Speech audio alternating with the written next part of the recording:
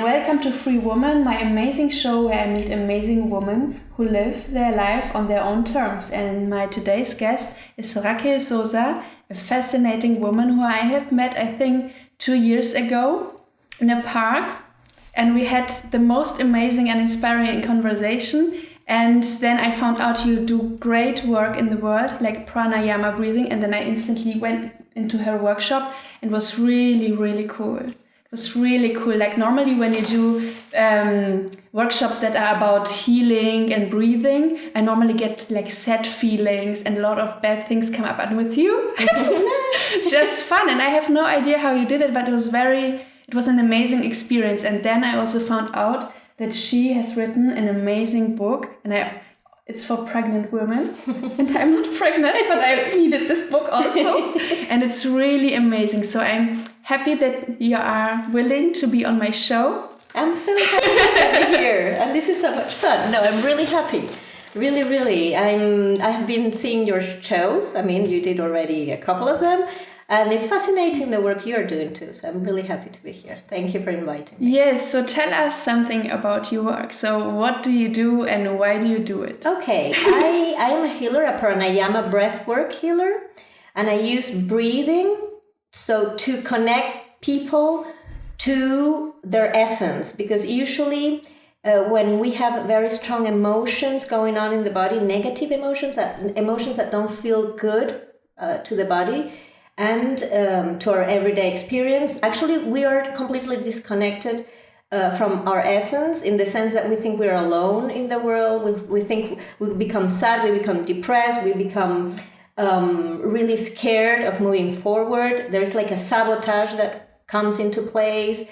And at that moment, even when you do coaching, it's things for the mind, usually tend not to work because the emotions are heavy. And so what I do is that with through your breathing, I use your breathing to get your emotions moving because emotions are energy basically. So through the breath, you can get them moving. And I do this work because when I did the first time pranayama breathwork, my life changed so much. Things that I had been working in therapy, in all kinds of shamans I met, to work them actually got really healed in a very deep level with this work. So I said, this I want to share. Really, I want to share. And so I started sharing it. And I'm fascinated by the work and by the impact this has in people's life. I do the work in groups. I do the work individually, in private sessions. So in any way, I feel so rich. And I get to heal too. Still, and this is the most rich part of the process for me, that each time I interact with someone, there's a healing process happening in me too. And that I cherish a lot. It's a co-creation we do together. Yes, and I think this is amazing because what you are saying about pranayama, this is what happened to me with the dance. And I think this is when we really have found the tool that we just need to spread. Totally. This is amazing. Yes, totally. But how did you come to be a pranayama healer? Because you have done so much in your life. And I'm super excited to know everything. Okay. So first, I studied journalism in Venezuela, and then I did a master in La Sorbonne in Paris. And doing that, I was in Paris for about 10 years, working for a Radio France International, traveling around the world, covering subjects, going to, for example, Gaza Strip for war situations or elections, all kinds of elections that you can imagine. I was working on them. Also a lot of women subject, prostitution, sexual abuse, all this women subject. But in parallel to all that, I've been practicing Raja yoga for about 22 years now. So it was in parallel, I kept advancing and meditating twice a day, vegetarian, very into all my inner process. And this process really helped me as a journalist in very tough situations, when you are in stressful situations, covering people that are suffering and that you can't, and you're entering into their world somehow with a mic and being a little bit invasive, and also getting all their emotions, because you're a human. It's not just that you go there and coldly take an interview. all this interaction after the meditation was like my life-saving tool. So this increased and increased, and I started teaching meditation to my friends, to the people at work, to whoever wanted to, you know. And little by little, I realized I really wanted, that was really what gave me inner peace and what fulfilled me. You know, when you start doing something and then you say, I would rather go to that retreat than to this mission in China covering this conference, or I would rather go. So I started to say this, and suddenly I said, okay, I will make a pause, a sabbatical year. I will go to Los Angeles to make a pause. And I did that. I took a pause. By then I met Jens, the father of my daughter, and then we went to LA together. And it was fantastic. It was 2 years where I did another master on documentary filmmaking. And in parallel, I did this healing work. I learned the Pranayama Breathwork. And since I learned it, I keep, of course, teaching meditation and practicing Raja Raja Yoga, because it's all a whole process. It's not separate things. One thing marries with the other in a system, that I have been like evolving with. And then I decided to do this. And then what also happened was Blooming Together, the pregnancy program, when I decided to have a baby. So I don't know if you want to know about that? Or? Yes, of course we want to know that, because you also have to know that Rakel is one of the best mothers that I know. Really, she's so lovely with her child, and she dedicates like half of the time you spend with your daughter and half of the time it's your father's time. Yeah. And I was thinking, oh my God, this is so complicated. How can she do this? But you know what she does? Like when she's with her daughter, she gives 100% of her time to her daughter. And when she's working, she's 100% into working. Yes. That's why you get really a lot of things done. Yes. And you're not as stressed as any other mothers that I know. Really. And you really, like when I see your daughter, it's really like you give a lot of love and you support her in a very healthy mother-daughter relationship. So I'm very touched. Yes. Well, for me, it has been the most important experience in my life, I have to say, become a mother. It's a whole new level of awareness of many things, of compassion, of unconditional love, of you go in a depth that you never thought could exist. Actually, when I wasn't a mother, no mother talks about this. No, because this is very intimate and personal. So no one tells you the dimension it implies and how it opens your heart at so many levels, So maybe it doesn't for every mother. Well, in the process I have had with Blooming Together, meeting many mothers, it does. But when you're in the stress, physical stress that implies bringing a human to this world, you probably don't realize you have these both forces inside, the one struggling and saying, this is so hard, my God, how I will solve this, the money, how to sustain my family, keep working, but give love and be there. So many demands today we have as women, and we don't want to leave our career, we don't have to.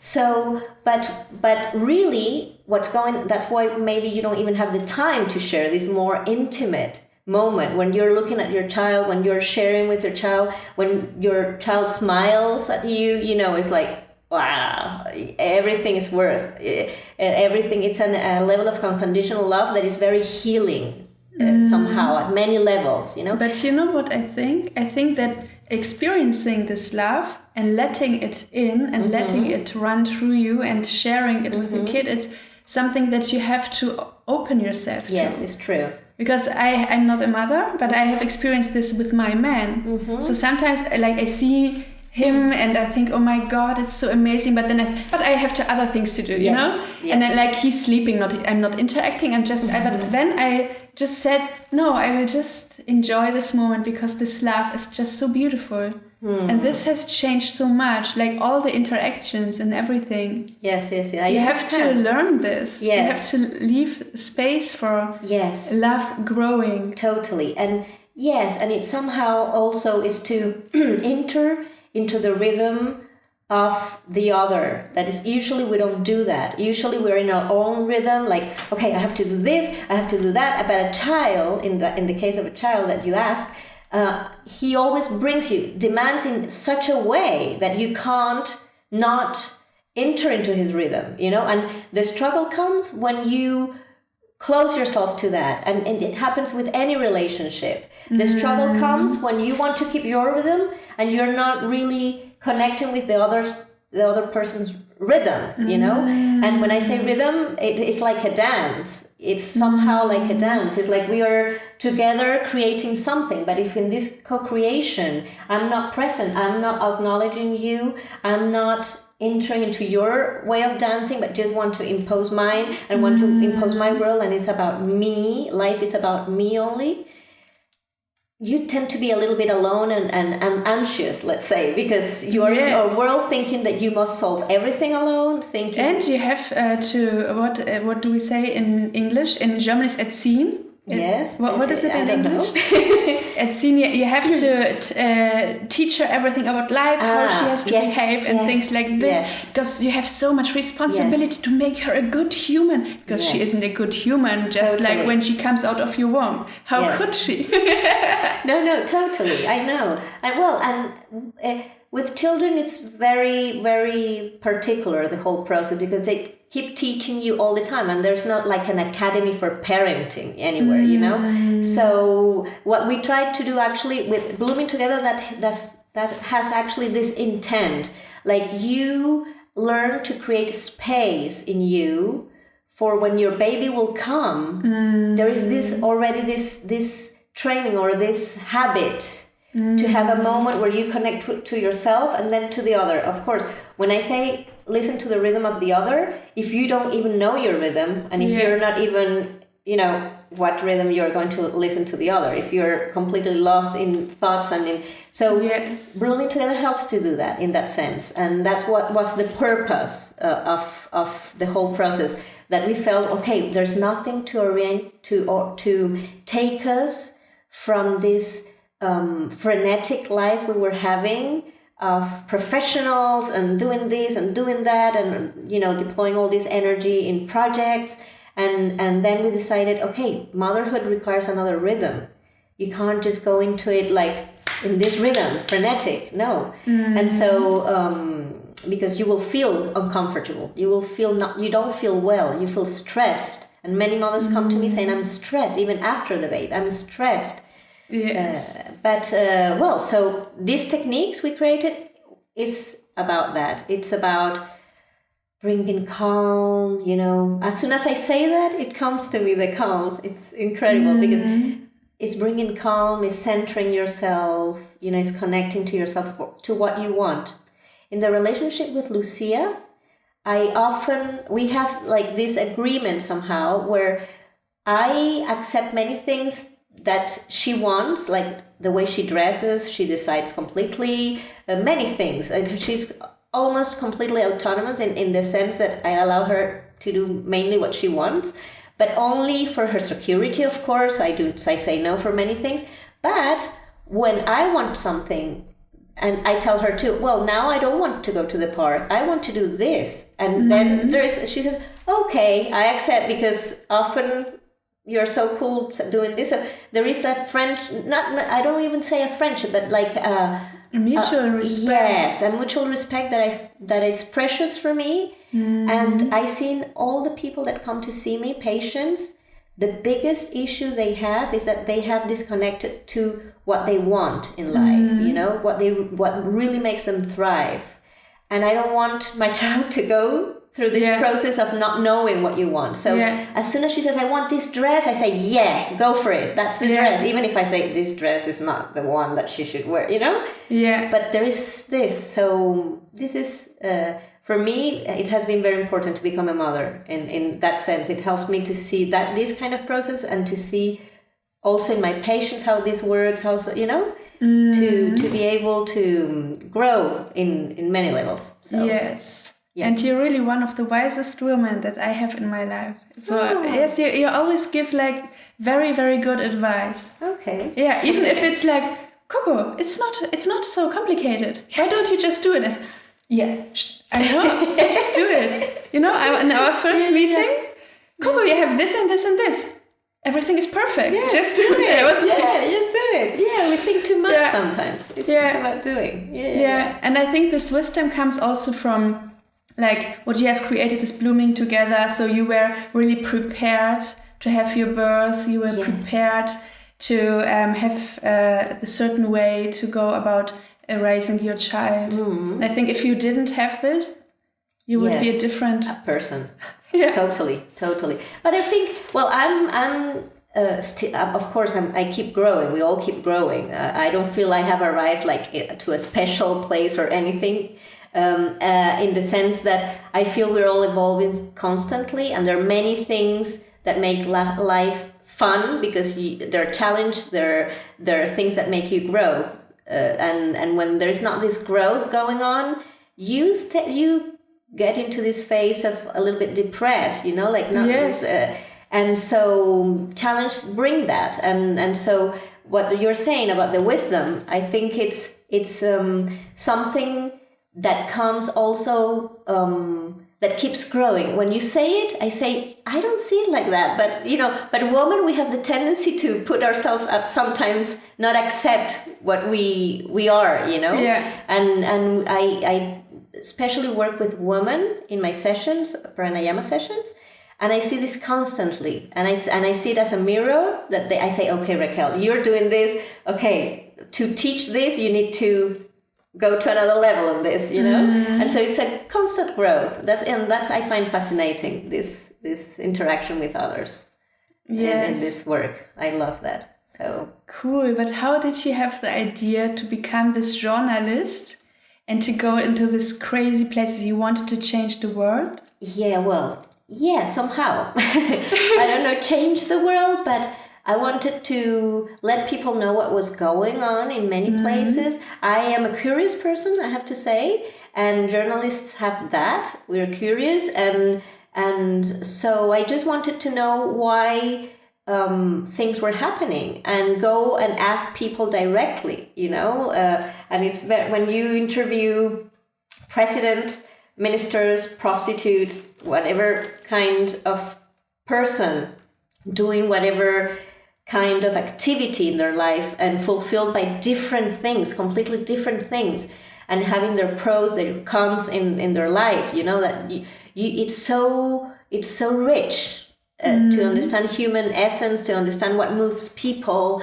that for me that was fascinating. And I started studying journalism because of this, and then I had like the luck, immense, precious opportunity to enter into Radio France International that allowed me this occasion of traveling around the world.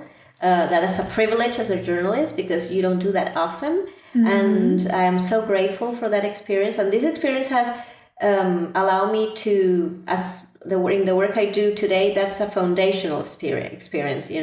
I couldn't be doing what I do if I wouldn't had this experience as a journalist, knowing so many people and in so many degrees, staying with them in their houses or knowing how they live, knowing what worries them. And you see human beings have the same fears wherever they are, the same frustrations, the same. So now as a healer, it's like this is a window I get, and it's a resource I have constantly, that I said, I constantly see how human beings are related, through all their sorrows and all their beauty. So. And I also make these interviews to show everybody that also amazing women like you have also struggled in their lives and have problems. So can you share a moment where that was really bad for you, where you were really down? Yes, I can share one. And how you came out of it. Yes. Actually, when I was pregnant with Lucia, the second month of pregnancy, I had a big pain in this area. I thought I was going to lose Lucia. It was really a horrible moment. I had to go to the hospital in emergency, and the doctor told me, okay, you have a fibroid. It's like a big ball of chair, you say, of skin, or and it's 7 centimeters diameter, and it will keep growing with the pregnancy hormones. and you won't have a baby natural way. You will have cesarean, and you won't be able to walk during your pregnancy. You have to be laying down, and it will be very painful, like this painful you felt today. And I said, okay, that was a moment for me. I'm in the 2nd month, and I started to question myself, all this vegetarian, all what I do, and to end up having this kind of pregnancy. I was so devastated that day. And then my friend Erin came. She lived in all of this was in Los Angeles. And she and her husband Miles, that are doctors and have a wonderful project called Being Energy, and they're doing a great job. And they told me, well, Rakel, you have the option. That's one option, what the doctors say. But you had the option to also have a beautiful pregnancy, to be well, to have a natural birth, and that all can be well. You have to choose inside if you're going to nourish the drama or if you're going to nourish the opportunity you're having to grow with this. And I said, well, there's no doubt I choose the opportunity to grow. Yes, but how? Well, and I started doing visualizations, deep meditations. I started to put together all I knew in Raha Yoga, all I had learned in all the process of self knowledge, self help, all the techniques I knew. And 15 days later, I didn't have any pain. But it was. The most of all for me was a conviction. It was an intention. I said, like, okay, this is going to be like this. This is my decision. And I said, well, maybe this is like too wishful thinking. When your mind, you really want something to happen. But I had these moments of doubt, but I said, no, I'm going for this. I'm going for this, and this is the way. I had a beautiful pregnancy. So the fibroid went away? The fibroid stayed in the same, but moved to another place, because in all this process I had to talk to Lucia, talk to the fibroid, ask the fibroid why he was here. I had to enter in, instead of repressing it and seeing it as an enemy, but seeing it as a part of your body, as a part of my body, and as a part of my experience of learning. He was bringing something to me, and I was very disconnected in the relationship with fatherhood, with partner. I was disconnected. Because you had already divorced? No, I had at that moment, no. But I felt I was much more, Jens was traveling a lot. He was not there, but I felt disconnected. It was a thing with my father. It was a whole process. It's too long to tell here, drama, but it was a drama, and it was something I was hiding there. And because I had to work on it, it was great after, somehow I felt, because, well, I had a natural birth. It was wonderful. Lucia is completely healthy. It was fantastic. So I said, with Erin, we have to do a program with this. And that's how Blooming Together was born, because I said, this moment is the fact that I center myself and I took a deep decision and I intended. So I always say this in my sessions. Ask yourself, are you really ready to go for this? Because this is what it takes. You just saying, yes, I'm ready and I intend this. And then you call the creative energy. I do it like this, very specific, very clear, on this universe that created you, created me, and is constantly creating life everywhere. Okay, this is my intent. This is how I want things to go. And then you relax. Then you have to relax, because if not, you can be checking all the time and it becomes struggling. So no struggle.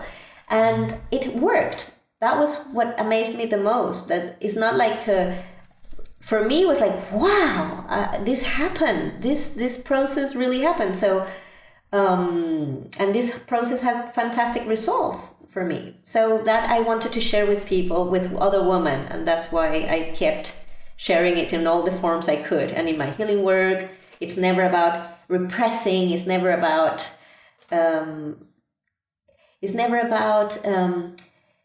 trying to deny it or trying to see it as the worst thing ever happening to you. Or it's respecting your own rhythm. If you have to do a grief, if you have to do whatever is the process, it's respecting that, acknowledging, embracing it, And it was about that, my healing. So that was my moment, and that's how I...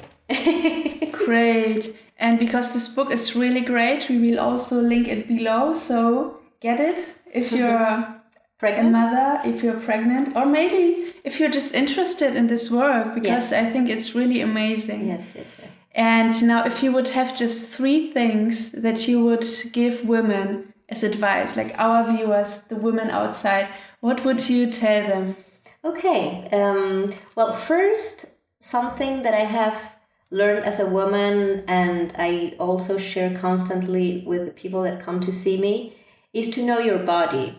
I think it's very important to know your hormonal cycles, to know how you behave when your hormones are in one way or in another, are going through your menstruation or not, or every detail is important. And when I say know yourself, it's not an abstract thing. It's very concrete. It's that if you're having crises in your work constantly, check when these crises are happening. Check when are you in your hormonal, where are you in your hormonal cycle, because it's often connected. And many women come to see me and I check and I say, okay, you have a premenstrual thing going on that we can work on with the pranayama, and we can work on in many ways, but the awareness you put on it is key. And how you observe yourself in this sense, not to put it in the other when you're, we tend to get... so this is one thing I advise that changed my life when I did it, when I started doing it. And this really was fantastic. The second thing I would advise is to set an intent of how you want to feel each day. I did this, I've been doing it since a long time. I have articulated it better through the work of Danielle Laporte and the Desire Map and all this work. And this has brought such a quality into my life. When you set up in the morning, not just your goal of the day, like I have to do this, shoot this video, do this, but how I want to go through it, how I want to experience this. It's not just, sometimes we go through it with such a stress, and at the end we said, it was my dear project, and now I don't know why it's so heavy and boring. Well, because you forgot the little detail. How did you want to feel doing it? How did you want to... So this is key, and this has brought so much quality into my life that that's for me a key thing, And I would like to share also something on this point, because we were talking about this, and you said you want to feel relaxed. Yes. And when I met you, I thought, wow, this woman is just so relaxed. So this is like the way you want to feel. This is actually your essence. Yes. Your essence, that people that are aware of it, they see it. Totally. And but of course you can lose it and then you don't see it, but you need it because it's your essence. Yes. So I love this coincidence. Yeah. Totally. I remember you told me when I said that the first time, like, I want to feel relaxed. But you are relaxed. I remember you told me. Yeah, no, you're not always relaxed. But when you're in your best. Yes, this is what you have. Yeah, totally. And it has helped to set every morning lately, especially in the last year. I've been doing it every morning, and it's incredible. It's how and during the day when something is not going as I want, I said, yeah, okay, it's not going as I want, but this is how I want to feel. So not even this will take me out of my real objective today. That is this feeling. So it's tricky sometimes, but... Yeah, but I think this has really made a big impact. Yes, totally. Well, and a third thing, I always advise women also to connect to the womb. The womb has such a creative power. You create babies with it, you create projects, you create dreams, you create everything through the energy you have there. So I strongly advise to connect with your womb, to take care of it, what you do with it, to be kind with yourself and with your womb, and to listen to it. And to listen to it, I suggest meditation, so you can go into silence. And when you meditate, you listen what your womb has to say. Many times a womb doesn't express directly, like it will start doing blue, blue, blue or something. It's just very subtle. It can be in external thing, in a little bird that comes when you're thinking something. And it can be the energy of when you start to connect with it, for many traditions, this is a very important. The Toltecs of ancient Mexico had a very long work on this and saw the womb as a perception box. They said women could perceive through the womb if they really could connect to it and be aware of the power it has. So I strongly advise only to think about your womb like that. It will change something in you. So I just want to give this as a tip that for me has changed a lot too. It's very intuitive and it works in another levels. It's not the logical mind here. It's about another layers going on. Yes, but I think this is complicated because I do the pelvic floor work. I know. In my work. That's why I say it here. Because and I see the women have really no idea where the womb is. Yes. So how big is it? Where is it in my body? That's why I also have the anatomy picture so they can really see it. Where is it? And your in work my is body? fantastic in that sense. I strongly suggest any woman should have this. No, it's true. It's incredible the work you do because it's very deep in the anatomy and in how to feel your anatomy. And this is rare. You don't find this this connection. You know, they tell you and it's very visual, very logical, but it's not. So maybe do you have a suggestion how to connect to the womb? How just sitting and thinking of it? How Yes, you can breathe, and when you breathe, when you breathe in, the oxygen that you're bringing in, you take it, you imagine that you take it to your womb, and then you oxygenate your womb, and then it goes out, and only wherever you put your attention, your energy goes. So as soon as you will do this, your attention will go there and your energy will go there. Oh, my energy just went there. Well, it's like that. So this is a process that you don't have to do too much with your mind. This is not about thinking. This is a very intuitive feeling process, and this is the beauty of the energy of the womb, that it's works in another level. It's not the rational mind. I even get goosebumps on my legs, so this is really triggering something in the body. Yes, really wisdom. Yes, my body says, listen. And also you're doing this work constantly because that's the main work you do. So we are. But even talking about this make my body. Something. It's and like maybe that. Also the viewers. So if you're activated, maybe you have to tell us. And also we will have.